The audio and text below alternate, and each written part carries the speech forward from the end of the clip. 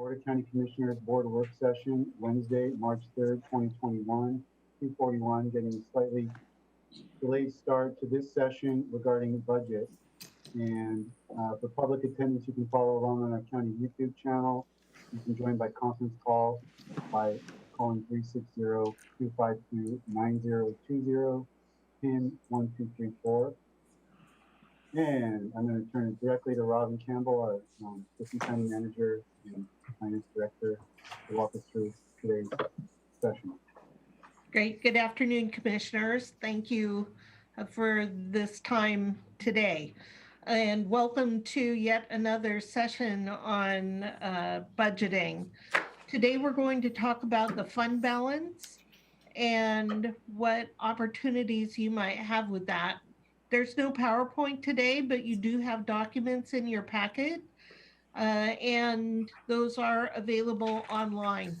I will share my screen though, so that anyone watching can see the documents that we're talking about. So I'm gonna do that. And while I look for where the screen share is, Romero, did you have anything you wanted to add to kick us off?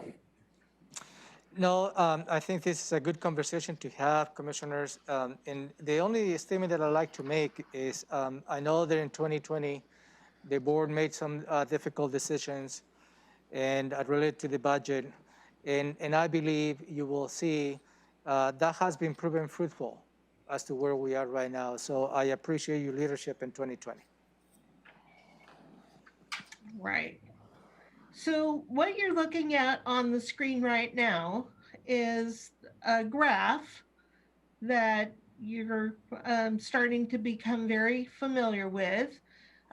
This is the graph at the time that you adopted the budget. It was the last prediction that we made before you took the action on the budget. And for those who are not familiar with this graph, the bars are the fund balance. The green solid line is actual revenue through 2019 and then projected revenue in future years.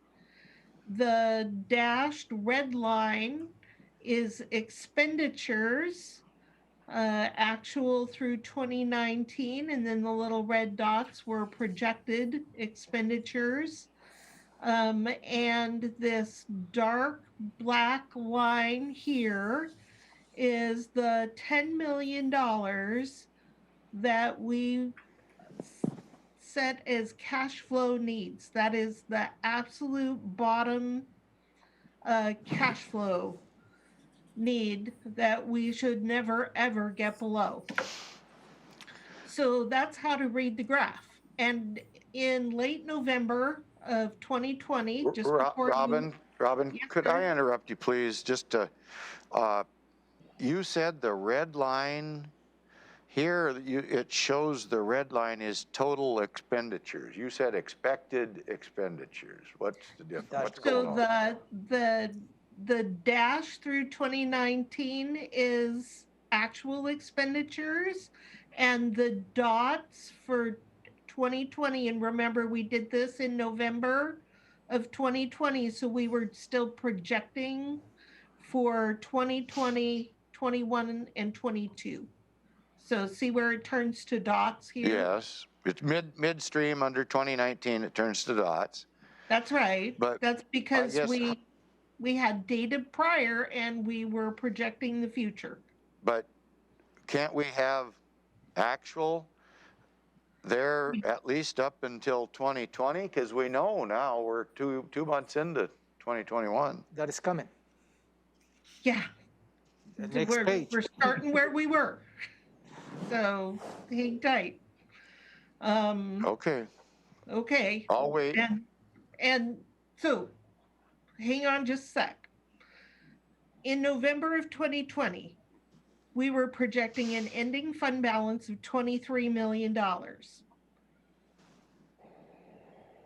Now let's go ahead and turn to the next page, and here's your status report for 2020. And yes, we are 2 months into 2021, but 2020 still has not closed. So we don't have final expenditures. We don't have final revenue yet. By the end of March, you will have that, but we continue to, we shouldn't be paying any more bills against 2020 at this point, but we were right up until the last day of February. We are still making adjustments and booking revenue. So we're just today, we booked an additional $500,000 of revenue that we didn't realize was outstanding. So this 2020 picture is still a projection. And that's what it says right here. This is 2020 projected. Where did that $500,000 come from that you weren't expecting? The $500,000, well, we were hoping to have it. We just didn't know it had been booked, not been booked until today. That was court impact fees. Okay. So I noticed that it had not come in, and Olivia followed up, and sure enough, it had not been claimed, and we claimed it today. So, you know, when I prepared this report last week, I did not have that information. So the happy thing is that at the end of last week, I was saying that we would have just under $27 million in fund balance for 2020. And now I can tell you it's going to be more like $27.5 million or possibly even a little more. So this is substantially more than what we had projected. Part of the reason it's so much higher is one of the differences between the 23 million and the 27 million is we are booking accruals for sales tax revenue. That is going to be about $4 million in sales tax revenue, if not a little more. And then we also will book revenue for other items, like a very small amount of accrual for property tax, City of Olympia, sales tax, a few other collections have accruals. So that is a big chunk of the difference between the 23 million and this 27 million. The other part of why we have such a substantial fund balance at this time is two things happened. One is you'll see that the total revenue is substantially more than the projected revenue is substantially more than the total revenue. And a big piece of that is this money coming in the intergovernmental payments. That is our COVID money from the CARES Act from the federal government. And you'll see that the reversion amount in expenditures is substantial this year. Scrolling down on this page, you start to get a sense of the reversion. And these are the expenditures as of February 26th. And again, they're not final yet, but they're very close. If we were to have closed on February 25th, we would have had a reversion of 7.6%. And you'll recall from our previous conversations that the reversion ranges anywhere from 2 to 5% in any given year. So I've been looking to see why it's so high this year. One thing that jumps right out is non-departmental is reverting $3.3 million, and that's by design. You will recall that part of our strategy for the CRF money was to claim sheriff correction costs. We claimed costs that we had already budgeted, and we collected that revenue. It was perfectly allowable under the CRF rules, but we booked it, and that made that money available to you this year. And you have appropriated it in payment for the offsite courtroom, payment for staff in Superior Court and corrections to staff the offsite courtroom,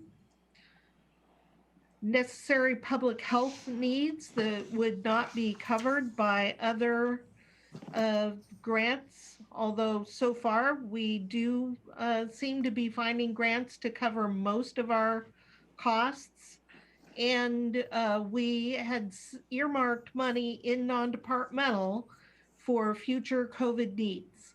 So this 18.5% reversion from non-departmental was by design. Could you give me a couple of examples of non-departmental, upper end examples? The things that we spend non-departmental on? No, examples of non-departmental, which group or what? I'm sorry, Commissioner, I don't understand your question. Oh, I don't know, is it the coroner's office or planning or who's all, some big examples of non-departmental. Non-departmental is used for payments to our county partners and for cross-county needs. So like WASAC dues, ORCA dues, payments for the Left One retired employees, their medical costs is a big payment out of that. Our payment to TC Media comes out of non-departmental. This doesn't go to a department. It is the costs that are not assigned to any department. Okay, is there a list of non-departmental somewhere under 23? Yes, Commissioner, I would be happy to provide that to you again. Oh, okay, thank you. I just don't have it in front of me is all. That's, okay. Yes. All right. So again, non-departmental, underspent by design. Some of the other reasons, COVID played a piece in the reversions from many of the offices and departments. We paid for a significant amount of corrections and law enforcement costs in the general fund with CRF money. We paid some court costs with CRF, not a lot. Quite a bit of CRF money went into emergency services. Emergency services received quite a bit of grant money that was not spent.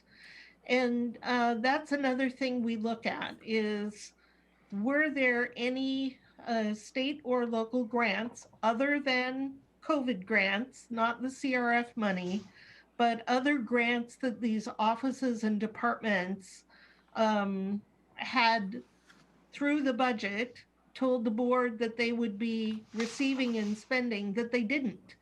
And I have a list that I could share with you. I did not add it to your packet, but almost every office and department had grant money that they had as part of their budget that was not spent.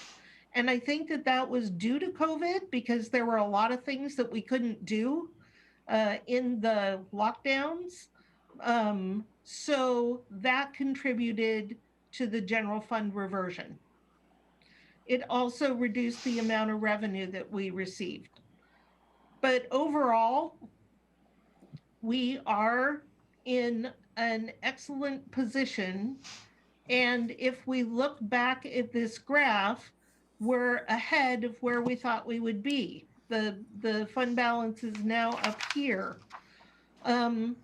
One thing to note, though, as you think about this fund balance and what you might do with it, is that we knew we would have a substantial fund balance. I hadn't estimated as high as it is, but you see the drop. And as you look to 2021, you need to keep in mind that the action of the board was to appropriate about almost 8 million more in expenditures than we anticipated in revenue at that time. So you have a planned reduction of your general fund balance this year, and we're only now starting to see the numbers to see how this is going to play out. But a large part of the reason that 2020 ending fund balance is so high is the one-time awards from COVID. So I'm going to stop there and answer any questions that you may have about where we're at. So, okay, I have a question, sir. Yeah, Commissioner. On 2021, your estimated fund balance is what? So I don't have an estimated fund balance yet for 2021. At the time you passed the budget, we thought that the ending fund balance would be around $15 million. We think it's going to be substantially more than that. We have the weird windfall sales tax revenues in January. Is that going to continue? Not at 24%. But the February year over year increase is at 11%, and that's substantial. So what's your rough estimate? I'm just curious. You must have a rough estimate. No. Because I think that sales tax, we're going to have sales tax continuation on the point of delivery. I mean, it's just a given. People aren't going to change their attitude that much. Yeah. So where are we at on that? So I don't have an estimate at this time for 2021 ending fund balance. I can tell you where it was with the budget, but no, I have not done a projection yet. And then on 2022, that's just kind of a why? That's where we were at the time. Just right. We're basically showing that, so we maintain the $10 million, right? Is that kind of what you're doing? Right. Okay. That's right. Okay. That's because the board was taking a responsible long-term view when you adopted the one-year budget. Okay. I am interested in the by design comment on non-departmental. I'd just like to see what that broke down some and see how that all worked out, because I don't have a good understanding of it. So just kind of a self-education thing. So we put $3 million in revenue in non-departmental that was claimed out of the sheriff's office for the CRF money. We parked the money, the cash that we brought into the county, we parked it in non-departmental purposefully. Okay, well, that helps. Okay. Yeah, back when we were trying to earmark some set aside for COVID response that we weren't sure what it was going to require. Yeah, that makes sense. Okay. Right. And I just want to bring this up at this moment, since it relates to what you're talking about, and Commissioner Mejia is new, is that the first sentence of the first principle of the budget principles that we adopted, there you go. Well, I'm looking at Exhibit A. Is that an exhibit to this? Is Exhibit A an exhibit to the resolution? Okay. Got it. Yeah. First sentence says, by 2023, we softened this because of the pandemic, but we still retain, by 2023, the Board of County Commissioners will strive to attain a 2-month ending fund balance. So So in a sense, the reason I'm bringing this up is because in a sense, we are moving away from the concept that that black $10 million line is any kind of reasonable minimum that we're going to be using. Hopefully, we're gravitating away from that concept, and we'll be moving to a more financially responsible construct. And I just wanted Commissioner Mejia to know that, because we were talking about it as if, oh, as long as we're over 10 million, then we're good. That was kind of the old way of thinking about things that we're trying to move away from. And wasn't that kept in place when kind of the general fund budget was about 100 million or something, I think, wasn't it? When the general fund budget was around 100 million, it's not much more today if we weren't dealing with COVID. We were estimating an ending fund balance of around 16.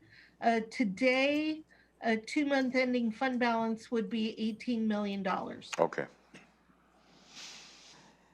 And as you may recall, that conversation related to the item the Commissioner Messenger stated on Exhibit A of the resolution the board passed, the 15932. Ideal would have been to have a 3-month, ending fund balance, but that's really difficult to achieve because that equated to just about $18 million. And I think the 2-month, I think, comes down to just about $12 million, which I believe the board at that time seemed to be more attainable. So just to put dollars and cents associated with that decision the board made.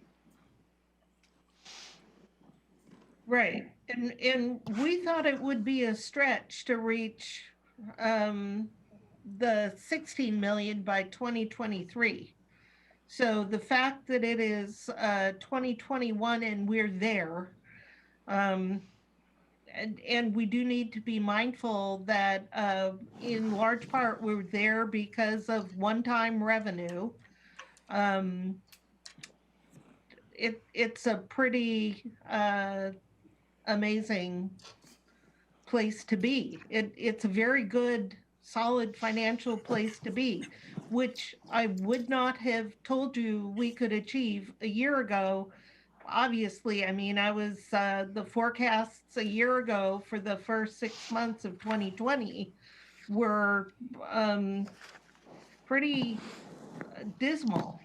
And you took steps, as Romero said earlier, you took some hard steps to ensure our financial health, just like we say in these principles.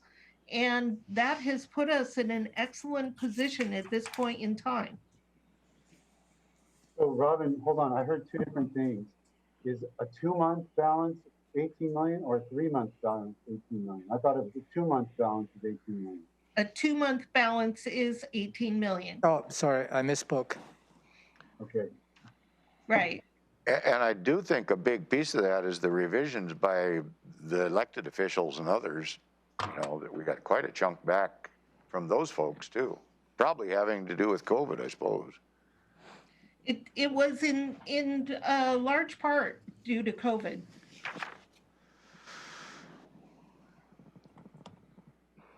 So because we are in a solid financial position, and because a piece of what got us here is one-time revenue related to COVID, and because we are now at this point in time very positively anticipating additional funding coming to the county to cover our COVID-related costs, it's looking pretty good that the county will receive a substantial amount of money in the next COVID Relief Act from Congress. For these reasons, we are proposing to you to establish a budget stabilization fund. It's also known as a rainy day fund. So that is the resolution, and we are not looking for a decision today.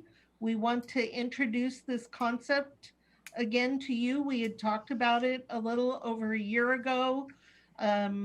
I was planning to bring a proposal a year ago, but COVID hit. But here we are a year later in a very good financial position, and you should be focused on one-time spending. So one thing that you might consider doing that we are recommending is establishing a rainy day fund. So you have a resolution in your packet. It is a draft. The major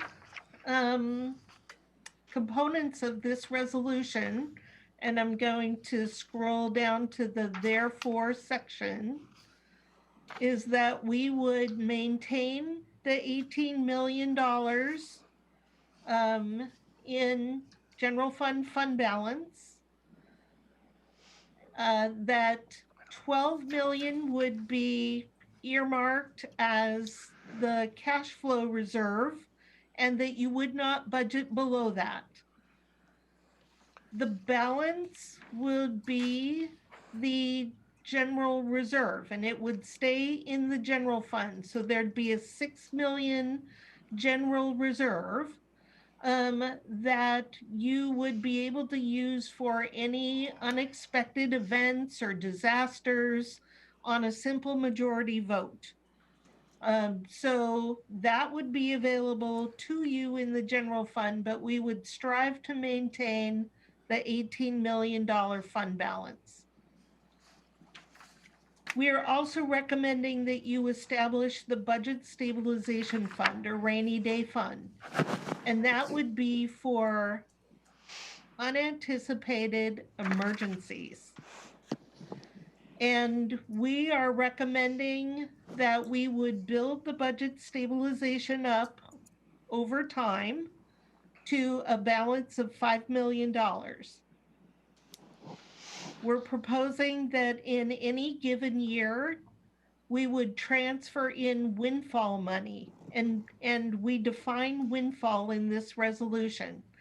If sales tax is growing at greater than 5% per year, which in the past I would have told you is robust growth, but you know, now 10% is almost normal. But if it exceeds 5% growth, we would take that excess growth, not to exceed 500,000, and deposit that in the Budget Stabilization Fund. Any timber sales revenue over 600,000 would go in the stabilization fund. And just an example of that, this year we collected over $1 million in timber revenue.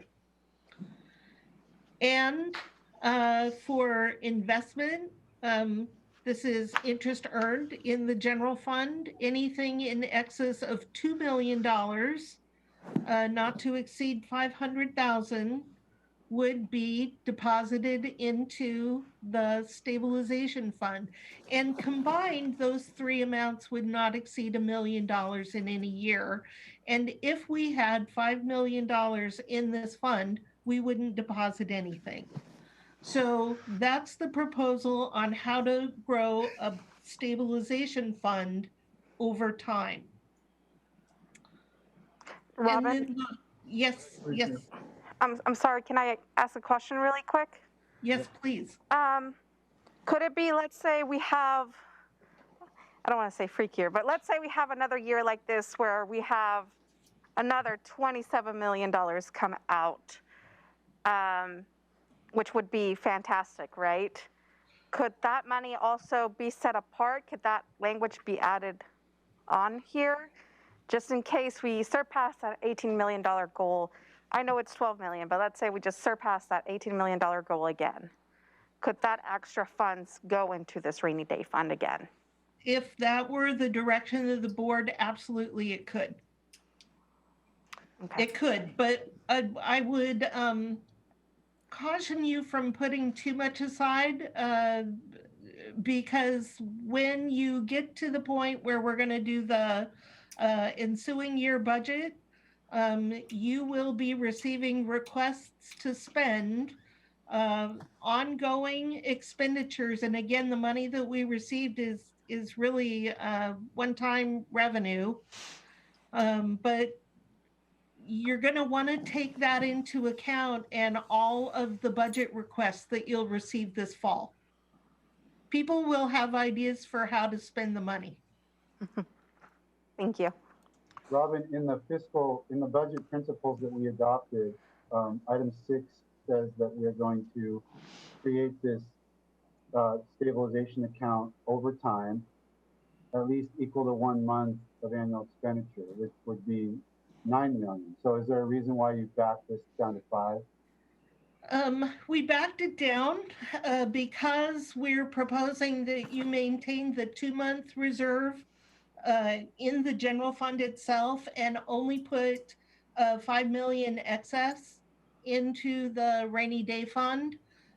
So it's a little bit different approach, but part of the reason that I've structured it this way is you have easy access, if you will. A majority of the board could vote to spend that 6 million in general reserve, but you'll see item 6 on the proposed resolution is that it would take a unanimous vote of the board under specific circumstances to move any of the 5 million out to the general fund to spend it. So we're proposing that the budget stabilization fund is restricted money and that it's harder to get at.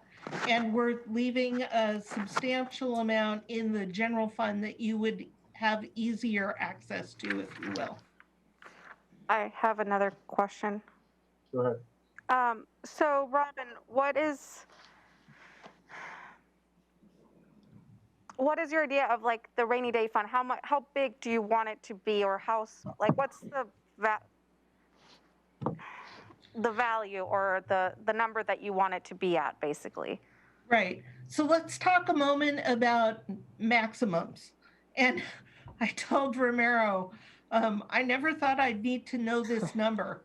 But the state law says that we can only maintain a maximum amount of general fund balance before we have to start reducing property tax.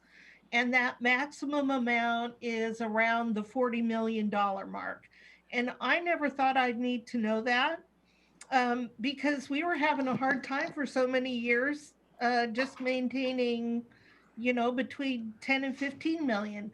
But now with the money coming from COVID and the money that we may receive this year, again, from the federal money or the federal CARES Act money, we'll be having to be very mindful of that maximum amount for the next couple of years.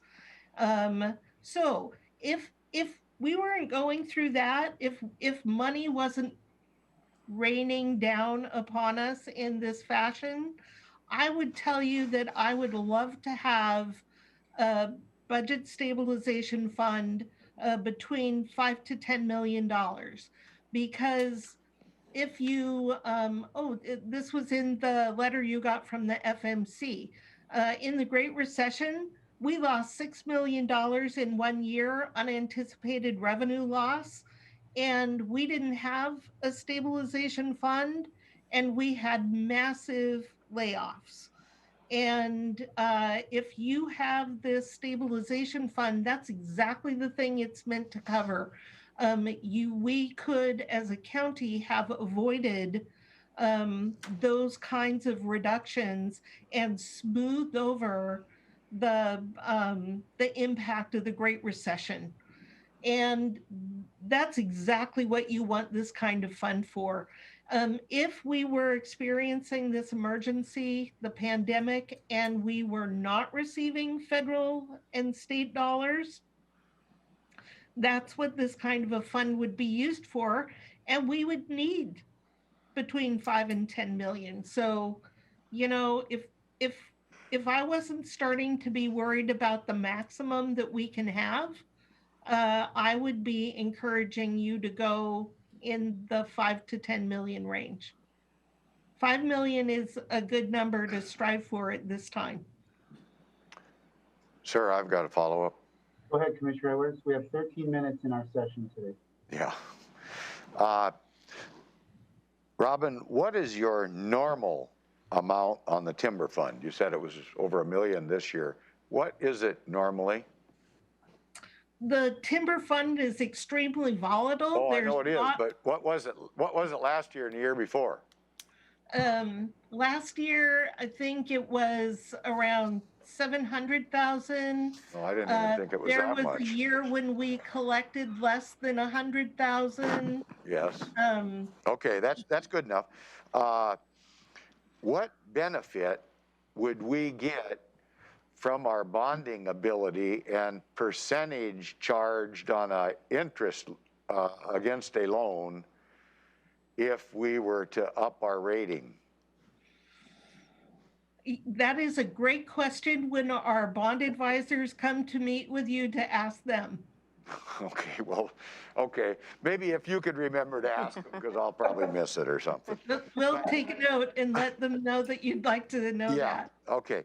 The other thing is, I am very concerned that we would do any financial planning based on what Congress may or may not get accomplished. That really bothers me. So I'd like to have a proposal that shows what we've got, not what we might get.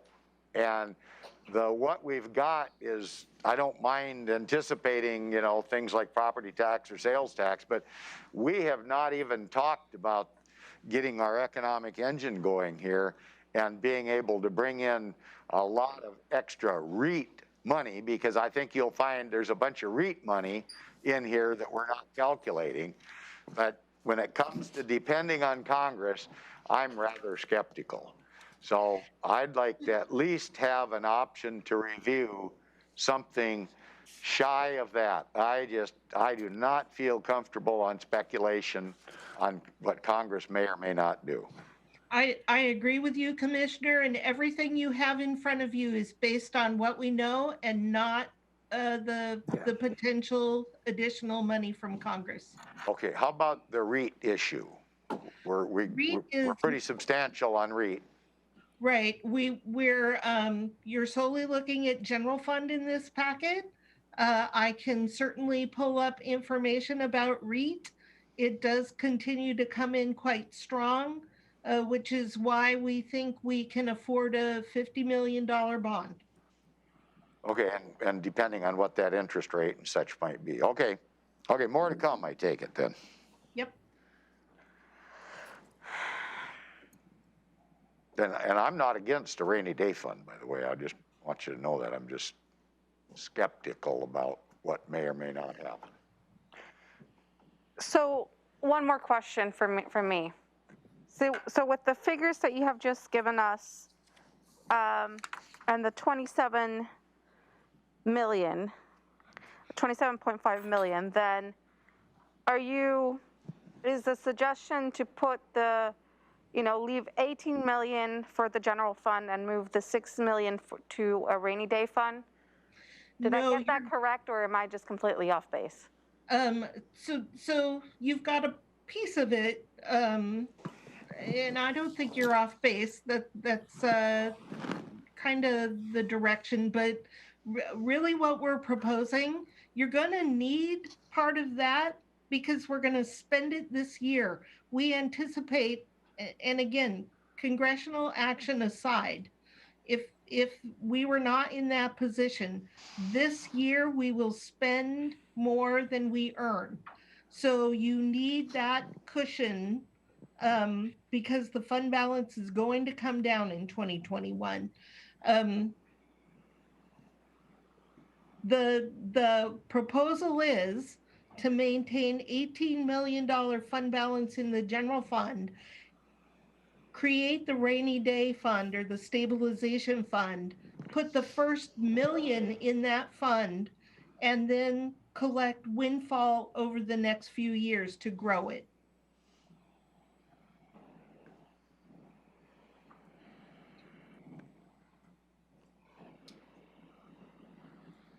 Okay, thank you. 322, Robin, what else is on our agenda for today? This is everything on the agenda today. We wanted to introduce this to you, get your questions about it, have you start to think about it. We'll put the decision about adopting the resolution on Tuesday morning follow-up. And so just to go over the last few things in your packet, here's the principles that the board adopted last year. This is our current ending. Are we not going to have time for any more questions? Or what's the We've deal? got until 3:30. So Okay, hang okay. on. Just the last few things. This is your current ending fund balance policy about all funds. It's it's written in accountant's language, so I apologize for that. But basically, it says that the board shall set the fund balance in the general fund, and then other funds should be set to ensure cash flow needs. So that's basically what the current policy says. And then I also provided you a nice little booklet. I think it's an easy read, but that could be because, again, it's finance language. But this is just about best practices in fund balancing. And really, that's what we're proposing to you today, is one of the best practices to have a stabilization fund. So any other questions that you may have?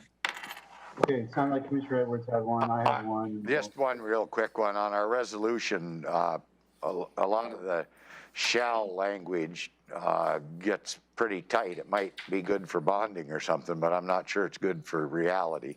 Just I throw that out as a comment. Go ahead, sir. You're up next. Robin, I was just going to ask about this financial policies that you just talked about. I haven't had a chance to look at this carefully. Is this an up-to-date policy? You know, when we saw our old budget principles, like they weren't being followed and nobody even knew they were out there, and that's why we updated them last year. Is this policy being followed and up to date, or does it need an overhaul? This policy is from September of 2012. That's the last time it was revised. Is it being followed? Yes, it is, because it's pretty open. Okay, general. Okay, Commissioner Mejia, do you have anything before we? I don't have any follow-up questions. No, thank you. I thought you were going to extract a decision about biennial budget out of us today, so. Not today. When is that We're about to launch the survey to get feedback from the offices and departments. Okay, all right. One thing I'll just say on, I don't know when we put this together on Exhibit A on budget and fiscal principles, but Thurston County will strive to maintain a bond rating of AA or higher. I think we ought to always strive for AAA or something myself. But we're at AA now. I know, but we should always strive to be AAA. Just better for the bond rating questions, I guess, are going to come up again. That's all. Yep. Makes a difference. Romero, did you have anything on this? No, you've heard from Robin. The intent was to introduce this concept. You had a copy of the auditors representing the Financial Audit Committee, FMC, Management Committee, which urging the board to consider establishing this rainy fund. So I will bring to for your consideration to give us a direction. Not this coming Tuesday, the following Tuesday, so that will give you time to work through this process and think about this proposal. And hopefully have the chance to review this proposed resolution. And if you have any changes, suggestions, please let us know. So I will bring for a follow-up conversation this item on, that will be the 16th of March, Tuesday, during agenda setting.